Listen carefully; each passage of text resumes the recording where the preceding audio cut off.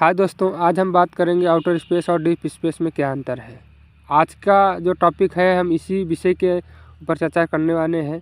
यानी हम इस टॉपिक के अंदर डीप स्पेस, आउटर और स्पेस के बारे में जानेंगे। इसके अलावा हम इनके अंदर क्या क्या अंतर होता है इसके बारे में बात करेंगे। इसलिए आप लोगों से अनुरोध है कि इस टॉपिक के प्रारंभ से लेकर अंत तक बने रहिएगा, क्योंकि ये आपके लिए काफ़ी ज़्यादा रोचक और ज्ञानवर्धक होने वाला है। स्पेस और आउटर स्पेस तथा डीप स्पेस से जुड़ी कुछ दिलचस्प बातों के बारे में हम यह जानने का प्रयास करेंगे। तो चलिए बिना देरी करते हुए इस टॉपिक को आगे बढ़ाते हैं और असल विषय के ऊपर आते हैं। स्पेस, आउटर स्पेस और डीप स्पेस, इनमें से कौन हम लोगों से सबसे दूर है? क्या डीप स्पेस ही ब्रह्मांड के अंत तक विस्तृत है? कुछ वैज्ञानिकों के अनुसार अंतरिक्ष को ही ब्रह्मांड के अंतिम छोर वाली जगहों में गिना जाता है।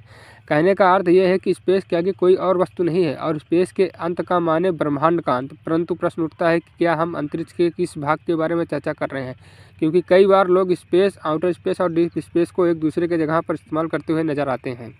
इसीलिए इस कन्फ्यूजन को दूर करने के लिए वैज्ञानिक कुछ चीज़ों के आधार पर एक नतीजे पर पहुंचे हैं, जिससे साफ हो जाता है कि डीप स्पेस और आउटर स्पेस तथा स्पेस के अंदर क्या अंतर है। तो चलिए इन तीनों शब्दों के असल अर्थ को समझने का प्रयास करते हैं। मित्रों, आउटर स्पेस माने वो चीज़ और वो जगह जो पृथ्वी के बाहर मौजूद है। इसका यह मतलब कि पृथ्वी के ठीक बाहर मौजूद कोई चीज़ या जगह, चाहे वो पृथ्वी के कितना भी क्यों ना करीब हो, हम उसे आउटर स्पेस कहेंगे। उदाहरण के लिए पृथ्वी का लो अर्थ ऑर्बिट, जो कि पृथ्वी के सतह से मात्र 160 किमी की ऊंचाई पर है, उसे भी हम आउटर स्पेस में लेंगे। खैर, आउटर स्पेस के अंदर कई सारी चीज़ें जैसे औसतन कृत्रिम सैटेलाइट्स और अंतर्राष्ट्रीय स्पेस स्टेशन भी आ जाते हैं। मित्रों, इंसानों के द्वारा जितने भी स्पेस संबंधी मिशनों को अंजाम दिया जा रहा है, उसमें से ज़्यादातर इसी आउटर स्पेस में होते हैं। इसलिए स्पेस का यह हिस्सा हम लोगों को बाकी हिस्सों से ज़्यादा मालूम है। जब हम डीप स्पेस की बात करते हैं तब हमें आउटर स्पेस से आगे निकलकर थोड़ा आगे बढ़ना होगा। कहने का मतलब यह है कि आउटर स्पेस की तुलना में डीप स्पेस हमसे थोड़ा अधिक दूरी पर मौजूद है। अधिक जानकारी के लिए बता दें कि औसतन डीप स्पेस हमारे चांद से लेकर सौरमंडल के बाहर तक फैला हुआ है। इसीलिए कई बार चांद या उसके पार की चीज़ों को हम डीप स्पेस में मौजूद चीज़ों की तरह देखते हैं। हालांकि कई बार वैज्ञानिक सौरमंडल के बाहर के चीज़ों को डीप स्पेस की श्रेणी में रखते हैं। इसलिए अक्सर कन्फ्यूजन में होता हुआ आप लोगों को नज़र आ सकता है।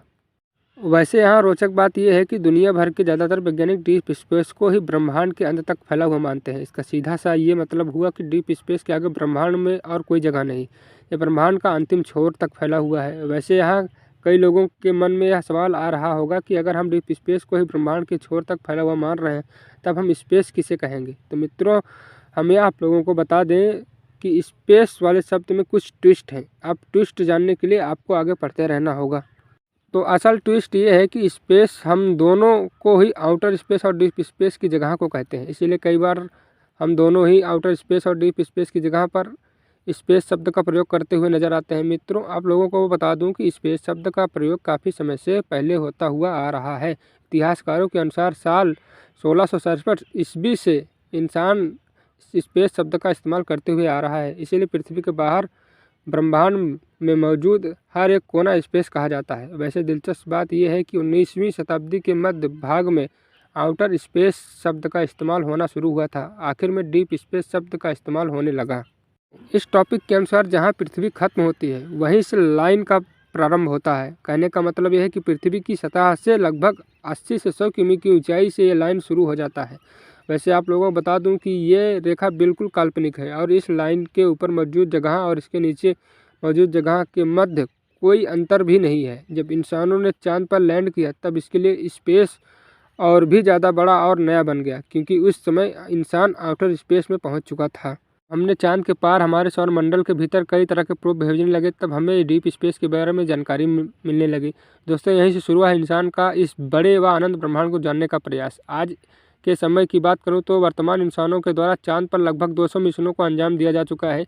इसके अलावा आज कई कृत्रिम सैटेलाइट हमारे लोअर अर्थ ऑर्बिट में पृथ्वी का चक्कर काट रहे हैं। मित्रों, वायेजर फर्स्ट पृथ्वी से लगभग 22.5 अरब किलोमीटर की दूरी डीप स्पेस में तय कर चुका है। वैसे इतनी दूरी को अब वैज्ञानिक डीप स्पेस ना कहकर इंटरस्टेलर स्पेस का नाम दिया है।